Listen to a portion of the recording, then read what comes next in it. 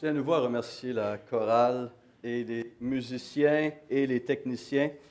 Nous voyons qu'une partie de ce travail, le programme qu'ils présentent dans les foyers de la région de Québec, dure environ 1 heure et il y a des lectures bibliques qui vraiment dirigent les pensées, les cœurs des gens vers le Seigneur, vers la parole, les chants, les transitions. C'est vraiment très, très bien monté, très bien fait. Et on le voit qu'ils ont une assurance et une joie.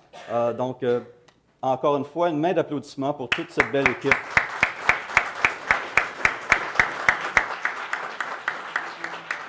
C'était touchant et nourrissant et bénissant. Alors, que le Seigneur vous accompagne encore cet après-midi pour une dernière visite. Je vous invite à prendre avec moi l'Évangile, la première épître, de Jean. 1 Jean, nous allons lire à partir du chapitre 3. 1 Jean, chapitre 3, les versets 1 à 8.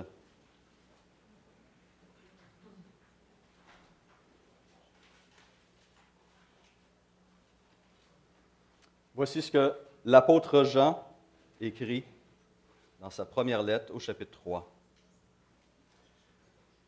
Voyez quel amour le Père nous a témoigné pour que nous soyons appelés enfants de Dieu. Et nous le sommes. Si le monde ne nous connaît pas, c'est qu'il ne l'a pas connu. Bien-aimés, nous sommes maintenant enfants de Dieu, et ce que nous serons n'a pas encore été manifesté. Mais nous savons que lorsqu'il paraîtra, nous serons semblables à lui, parce que nous le verrons tel qu'il est. Quiconque a cette espérance en lui se purifie comme lui-même est pur. Quiconque pratique le péché transgresse la loi, et le péché est la transgression de la loi. Or, vous le savez, Jésus a paru pour ôter les péchés, et il n'y a point en lui de péché. Quiconque demeure en lui ne pratique pas le péché. Quiconque pratique le péché ne l'a pas vu et ne l'a pas connu. Petits enfants, que personne ne vous séduise. Celui qui pratique la justice est juste, comme lui-même est juste. Celui qui pratique le péché est du diable, car le diable pêche dès le commencement. Le Fils de Dieu a paru afin de détruire les œuvres du diable. Ici s'arrête la lecture de la parole. Prions. Seigneur, nous t'offrons encore ces instants dans ta parole. Nous te prions de renouveler nos pensées, de nous aider à comprendre encore davantage la raison de la saison et par cette compréhension, te laisser nous transformer justement à l'image de Christ, notre Seigneur et notre Sauveur. Merci pour ton œuvre ce matin dans nos cœurs et nos pensées. Amen. Alors, dimanche dernier, nous nous sommes posé une question. Pourquoi Jésus est-il venu? Pourquoi célébrons-nous autant ce moment dans l'histoire de l'humanité? Quelles étaient les raisons de l'Avent? Et nous avons commencé en regardant une première réponse qui se trouve dans ce texte que nous venons de lire au verset 8. Il est dit que le Fils de Dieu a paru afin de détruire les œuvres du diable. Satan, le destructeur, le nom diable a cette connotation de destructeur, celui qui détruit, veut détruire en fait tout ce qui vient de Dieu. Tout le bon et tout le bien que Dieu a produit. Et on le voit à travers l'histoire de l'humanité. Il a détruit l'innocence et la pureté de nos premiers parents en introduisant le mal. Il a détruit la vie en introduisant la mort. Il a corrompu la vérité en introduisant le mensonge. Et il a violé l'amour et la confiance de son Dieu en trahissant son maître et en invitant ses créatures à faire de même. Satan est le démolisseur des œuvres de Dieu.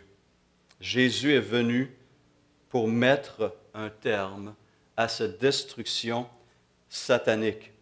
Et toutes ces activités peuvent se résumer en un seul mot, Le péché.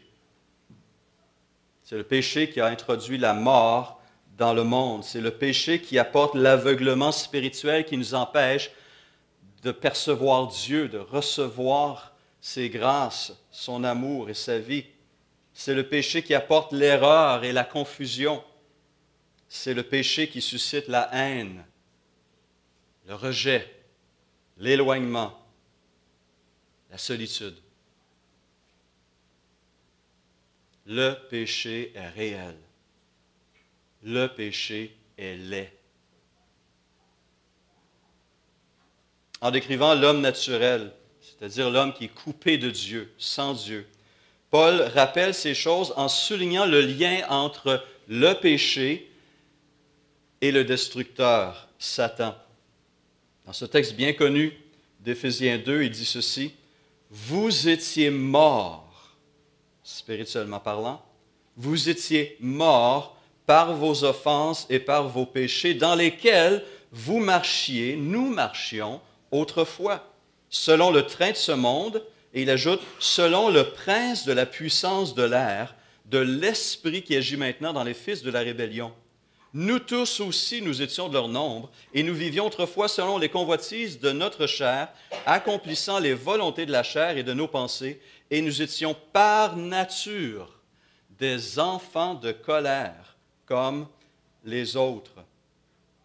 Le monde, Satan, notre vieille nature, toutes ces choses travaillaient ensemble pour nous garder éloignés de Dieu, nous garder loin de la vie, de la paix, de son amour, de sa grâce. Notre problème était entier et il n'y avait aucune solution sous le soleil. Aucune. Il nous fallait une solution céleste, divine.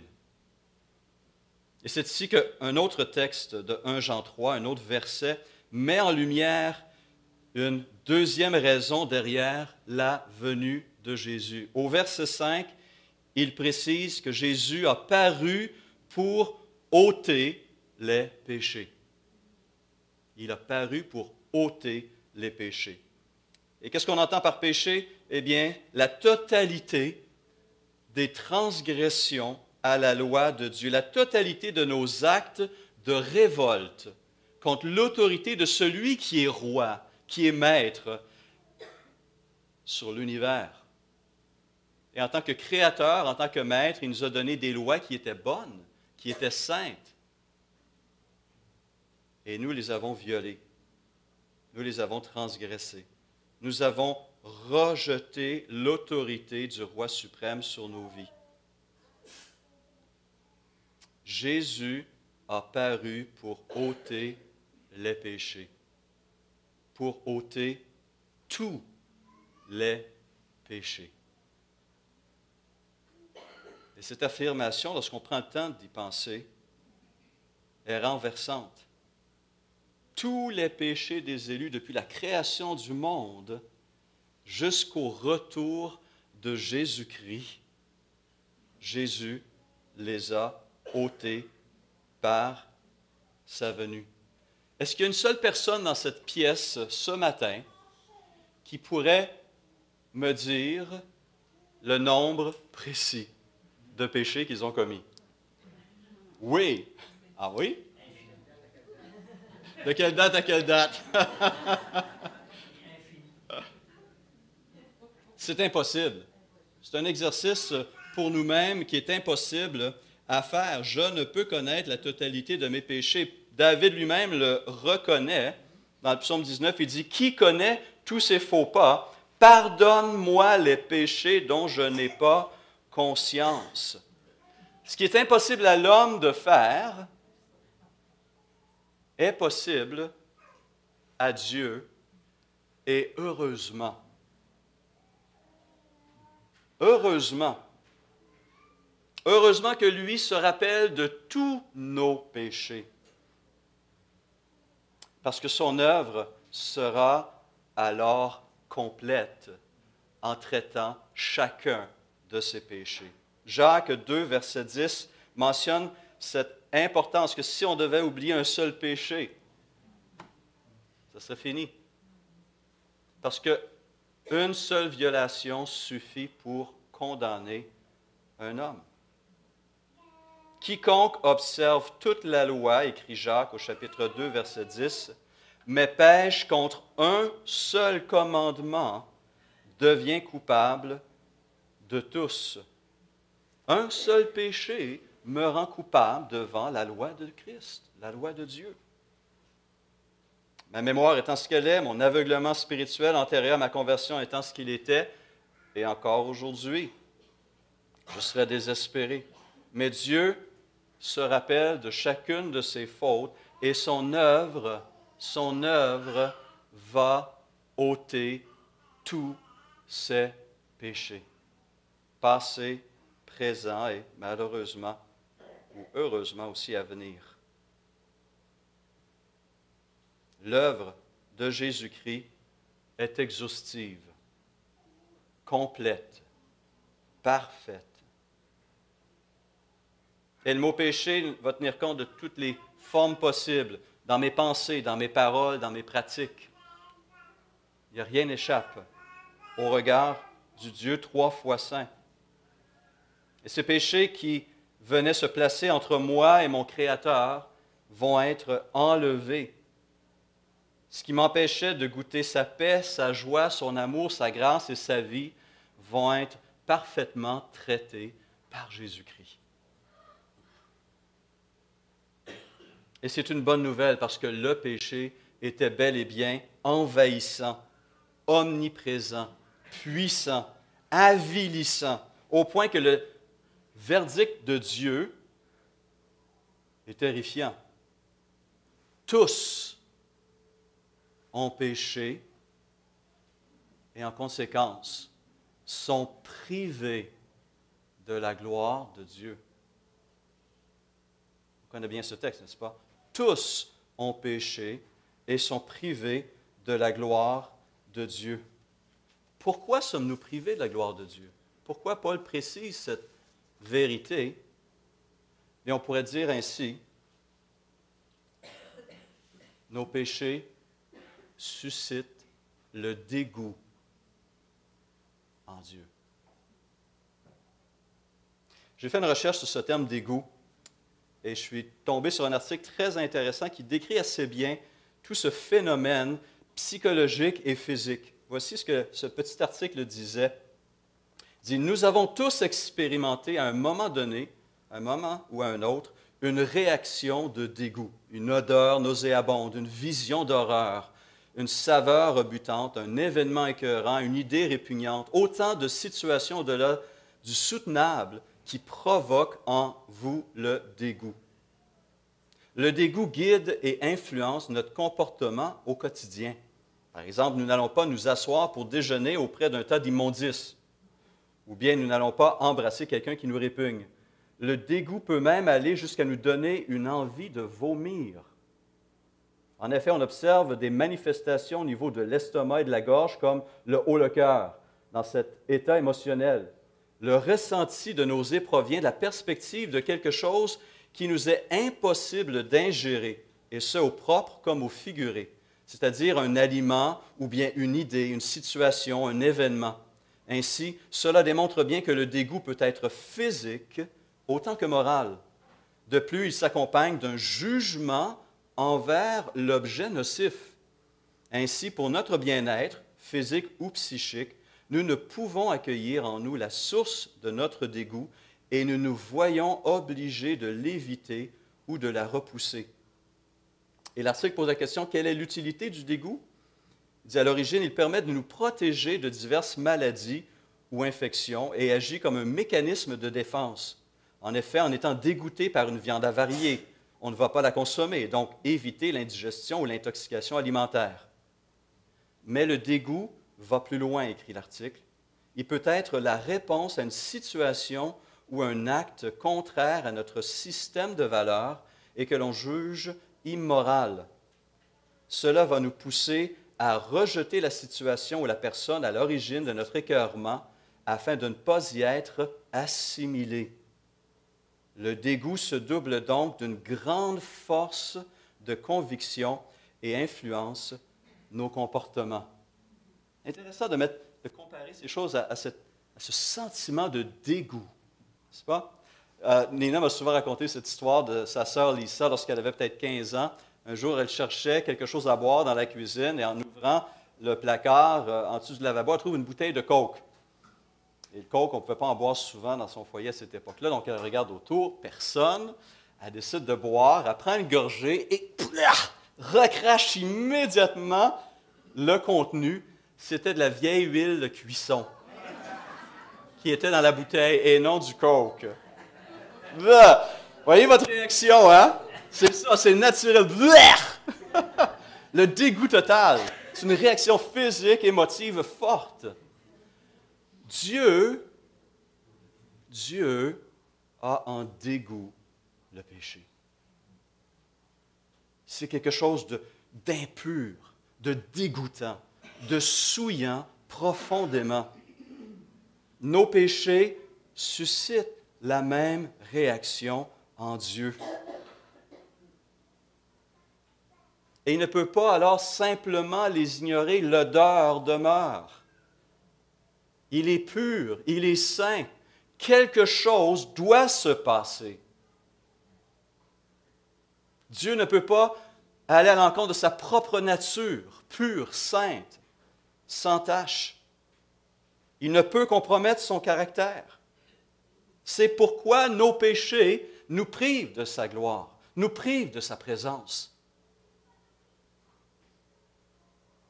Et cette privation nous mène à un cul-de-sac. L'éloignement et ultimement la mort physique, spirituelle et éternelle. Le salaire du péché, ce que le péché mérite, produit, génère, c'est la mort.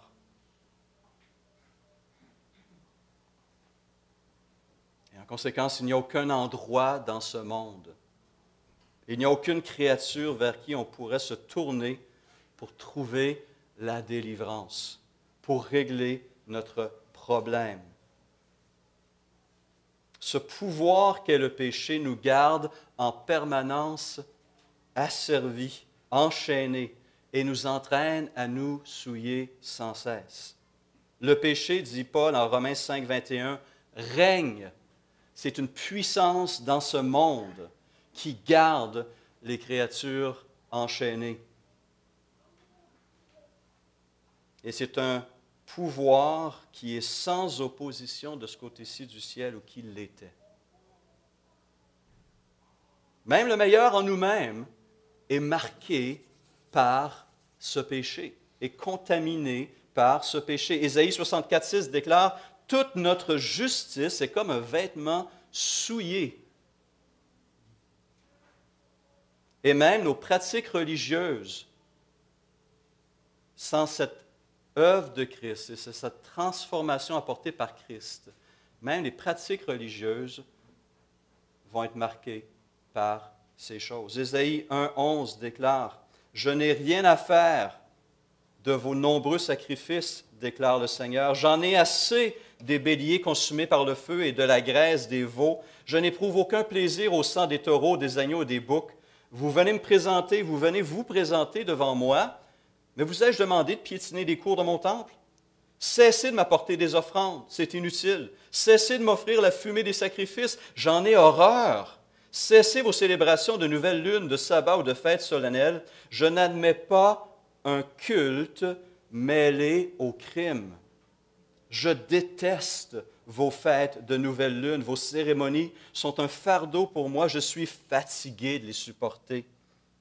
Quand vous étendez les mains pour prier, je me bouche les yeux pour ne pas voir. Vous avez beau faire prière sur prière, je refuse d'écouter car vos mains sont couvertes de sang.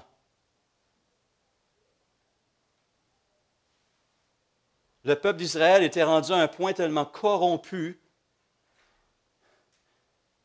qu'il péchait et pensait que tout simplement en allant offrir ces choses, tout en désirant retourner dans ce péché par après, que Dieu allait accepter ce culte. Inadmissible, inacceptable. Un changement profond devait avoir lieu.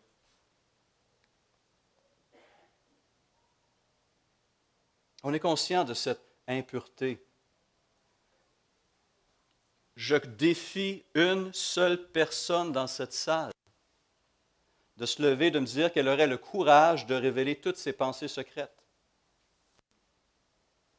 À sa femme, à son enfant, à son meilleur ami. Personne. On aurait trop honte, n'est-ce pas? Des choses parfois qui se pointent dans notre... Ses pensées, ses désirs, ses convoitises, ses jugements. Et ça, c'est devant une autre créature comme nous, déchue.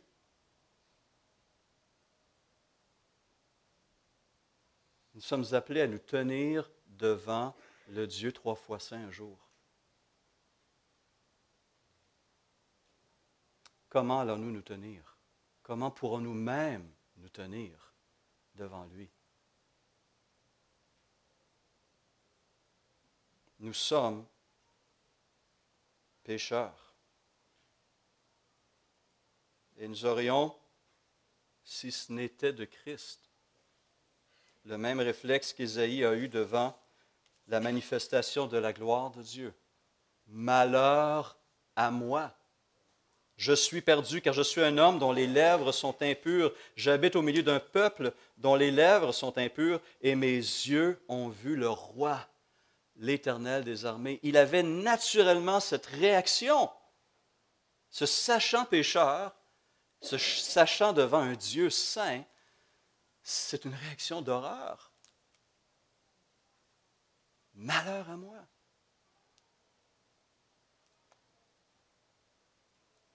Mais Jésus est venu. Le Fils de Dieu s'est fait homme. Et pourquoi est-il venu?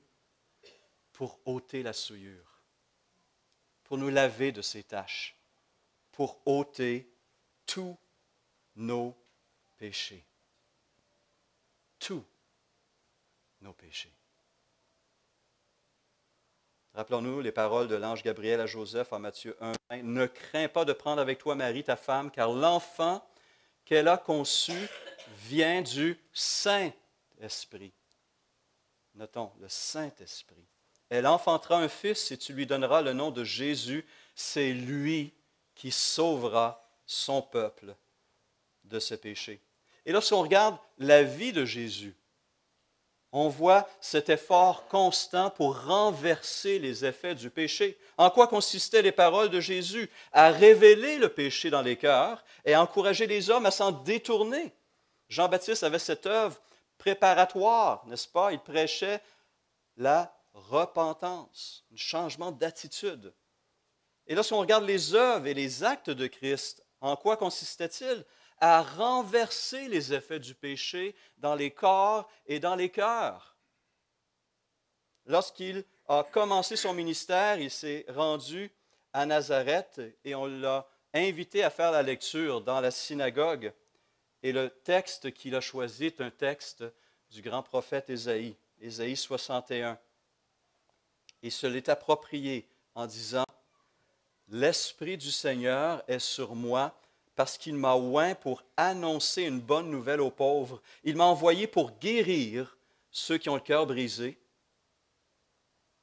pour proclamer aux captifs la délivrance, aux aveugles le recouvrement de la vue, pour envoyer libres les opprimés, pour publier une année de grâce du Seigneur. » Et c'est exactement ce qu'il a fait durant ces 3 années, à voyager à travers la Palestine.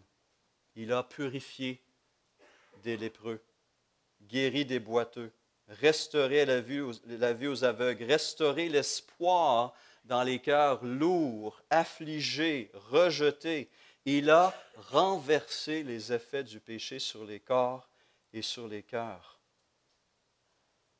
Et à travers ces choses, il a aussi démontré qu'il avait le pouvoir de pardonner les péchés. Et à travers ce pouvoir, il s'est révélé en tant que Dieu. On a cet épisode assez intéressant, justement, où il revient à Capernaum, et une foule énorme s'attroupe autour de sa maison.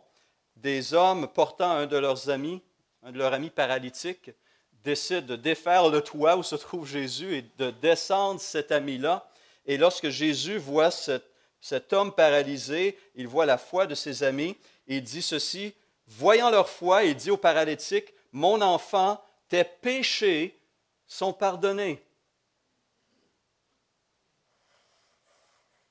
Et voici la réaction de la foule. Il y avait là quelques scribes qui étaient assis et qui se disaient au-dedans d'eux, « Comment cet homme parle-t-il ainsi? Il blasphème. Qui peut pardonner les péchés si ce n'est Dieu seul? » Jésus, ayant aussitôt connu par son esprit ce qu'il pensait au-dedans d'eux, leur dit, « Pourquoi avez-vous de telles pensées dans vos cœurs? Lequel est le plus aisé de dire au paralytique, « Tes péchés sont pardonnés » ou de dire, « Lève-toi, prends ton lit et marche » ? C'est sûr, c'est plus facile de dire, « Tes péchés sont pardonnés ». On ne voit pas si cela a eu lieu, mais de dire, « Lève-toi et marche », ça implique une puissance qui est évidente et qui est manifeste, n'est-ce pas? Or, afin que vous sachiez que le Fils de l'homme a sur la terre le pouvoir de pardonner les péchés, je te l'ordonne, dit-il au paralytique, lève-toi, prends ton lit et va dans ta maison. Et à l'instant,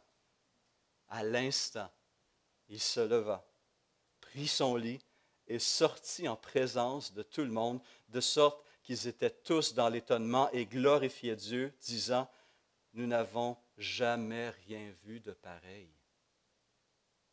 Une puissance qui renverse les effets du péché, un être qui peut pardonner tous les péchés et restaurer ses créatures.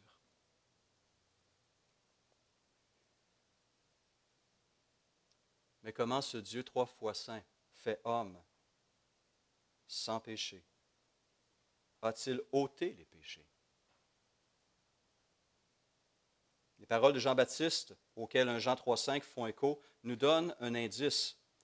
Voyant Jésus venir à lui, il dit à ses disciples, Jean-Baptiste, « Voici l'agneau de Dieu qui ôte les péchés du monde. » En disant cette expression, l'agneau de Dieu, dans l'esprit des Juifs, l'image était claire. L'agneau était cet animal qu'on sacrifiait pour couvrir nos péchés et nos fautes, couvrir jusqu'à ce que la solution de Dieu arrive.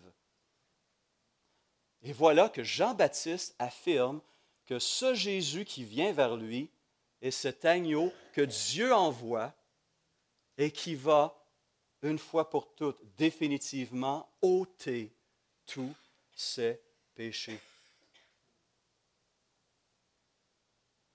Et ce Dieu 3 fois saint, ce Dieu qui s'est fait homme, qui a marché dans la poussière de la terre, qui a côtoyé des pécheurs, qui a touché des lépreux, qui a pardonné des êtres profondément souillés, s'est rendu jusqu'à la croix, sur laquelle, dit Paul, celui qui n'a point connu le péché, Dieu l'a fait devenir péché pour nous.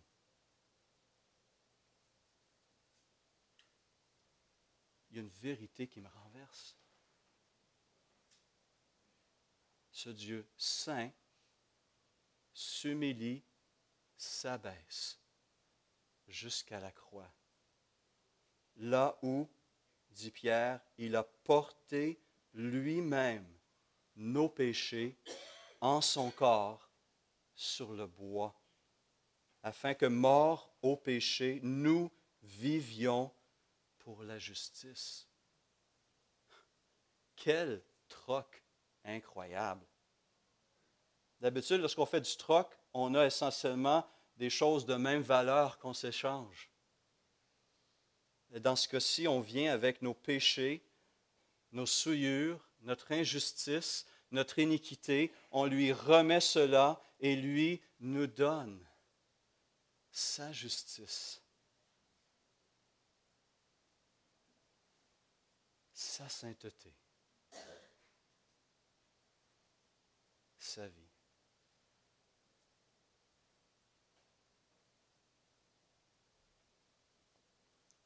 Pourquoi Jésus est-il venu? Pourquoi Noël? Parce que l'événement de Noël, vendredi saint, dimanche de Pâques, c'est le même événement salvateur de Dieu. Pourquoi Jésus est-il venu? Pour ôter tous nos péchés et nous transmettre sa sainteté et sa justice. Et parce que Jésus-Christ, notre Messie, Jésus-Christ, notre Seigneur et notre Sauveur, est venu pour ôter nos péchés, il n'y a plus aucune chaîne qui puisse nous retenir ou de puissance qui puisse nous garder sous son pouvoir. Paul écrit aux Colossiens, « Il nous a délivrés. » Fait accompli. Il nous a délivrés de la puissance des ténèbres et nous a transportés dans le royaume de son Fils bien-aimé. Nous ne sommes plus sous l'emprise de l'empire du mal. Petit clin d'œil à ceux qui aiment la guerre des étoiles. Mais il y a une vraie guerre qui a été livrée. Et notre Sauveur a été victorieux.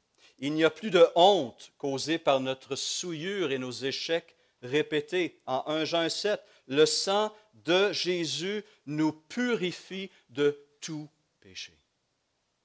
Il n'y a plus de crainte de punition parce que Jésus a subi la punition que nous méritions et a satisfait la sainte colère de Dieu. Il n'y a plus de condamnation pour ceux qui sont en Jésus-Christ, écrit Paul en Romains 8, 1. Il n'y a plus d'inquiétude à être repoussé, rejeté, abandonné. Notre Rédempteur nous a préparé une place auprès de lui. Jean 14. Que votre cœur ne se trouble point. Croyez en moi, croyez en Dieu et croyez en moi. Il y a plusieurs demeures dans la maison de mon Père. Si ce n'était pas, je vous l'aurais dit. Je vais vous préparer une place. Et lorsque je m'en serai allé et que je vous aurai préparé une place, je reviendrai et je vous prendrai avec moi, afin que là où je suis, vous y soyez aussi. Quelle grâce! Quel amour! Dieu nous aime. Et Dieu a réglé parfaitement le problème dont nous étions totalement impuissants à régler par nous-mêmes. Pourquoi Jésus est né? Pourquoi Jésus est venu? Pourquoi un Fils nous a été donné? Pour ôter tous nos péchés, en les prenant lui-même en son corps sur la croix, et pour nous donner sa justice et sa vie. Noël, une des grandes journées de la création, une des grandes journées de l'univers. Rendons grâce au Seigneur. Prions.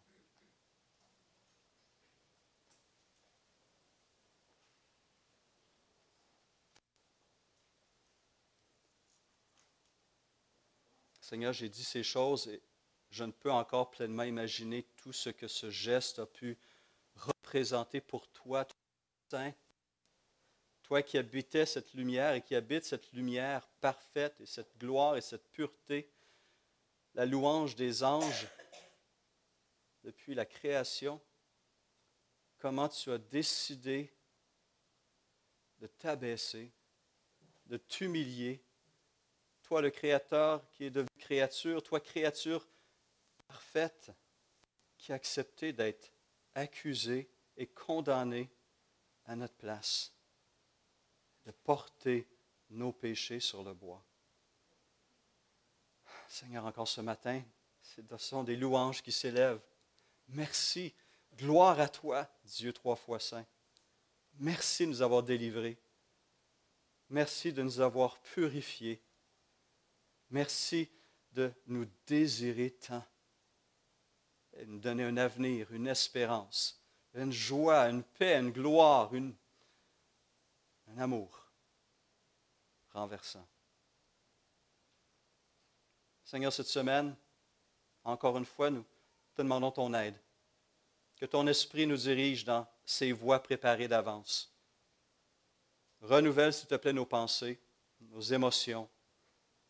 Sanctifie nos paroles et nos actions.